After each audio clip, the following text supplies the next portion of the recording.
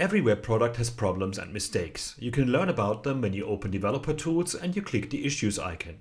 This opens the Issues tool that lists all the problems you need to fix.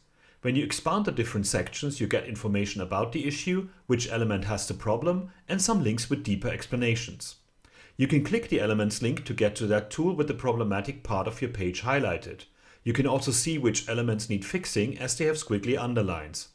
If you hover over these, you get an explanation about what the problem is. One piece of feedback we get a lot from users is that on live products there are far too many issues reported. Many of those don't concern you, and some aren't even the fault of the developer, but caused by third-party software. This is why we added more granular filtering options. You can uncheck the third-party reporting option to only get issues caused by your code. You can also filter by severity and only show errors instead of tips, info, warnings, and errors.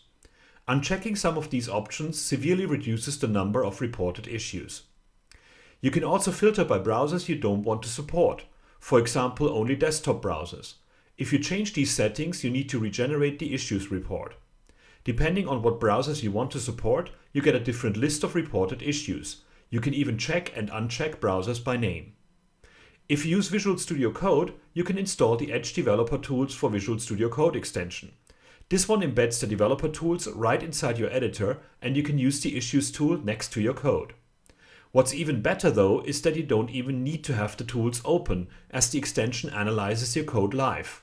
Any HTML and CSS that is problematic has colored squiggly underlines, and you can hover over them to get a quick explanation of the problem. Once you fix the problem, the underline goes away. You can also see a list of all the issues in your workspace in the Problems panel. In this case, we still have an issue reported that the output element isn't supported by Internet Explorer.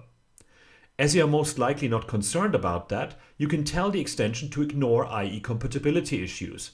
You do this either as part of your package.json or as a hint.rc file.